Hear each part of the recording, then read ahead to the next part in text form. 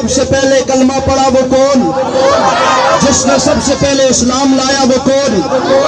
جس نے سب سے پہلے ختم نبوت کی تصدیق کی وہ کون؟ جس نے سب سے پہلے حضور کے لیے مال قربان کیا وہ کون؟ جس نے سب سے پہلے حضور کے لیے عہدہ قربان کیا وہ کون؟ جس نے سب سے پہلے اپنی تجارت کو رسول اللہ کے لیے قربان کیا وہ کون؟ جس نے سب سے پہلے حضور علیہ السلام کا ساتھ دیا وہ کون؟ جس نے حضور کے نکاح میں اپنی بیٹی دی وہ کون؟ جس نے حضور علیہ السلام کے ساتھ سفر اختیار کیا وہ کون؟ جو سفر میں رسول اللہ کے ساتھ رہا وہ کون؟ جو حضر میں حضور کے ساتھ رہا وہ کون؟ جو ہجرت میں حضور کا ساتھ تھا وہ کون؟ جو ہجرت میں حضور کو اپنے کندھوں پہ اٹھا کے غار سور تک کیا وہ کون؟ جس نے غار سور کی صفائی کر کے رسول اللہ کو اندر بلا کے اپنی گود میں سلایا وہ کون؟ جس نے اپنی ایڑی کو ایک سوراخ کے آگے رکھ کے سانپ سے ڈسوایا وہ کون؟ جس نے سانپ سے ڈس کھانے کے باوجود بھی اپنے جسم کو حرکت نہیں دی وہ کون؟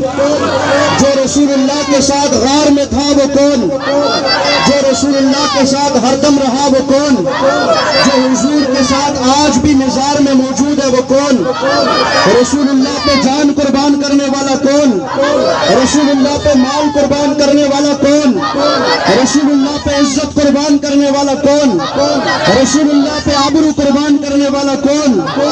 رسول اللہ پہ خاندان چھوڑنے والا کون؟ رسول اللہ کے لیے رشتہ داریاں چھوڑنے والا کون؟ رسول اللہ کے لیے قرابت داریاں چھوڑنے والا کون؟ رسول اللہ صلی اللہ علیہ وسلم کے لیے سب کچھ حضور کے قدموں پہ لا کے قربان کرنے والا کون؟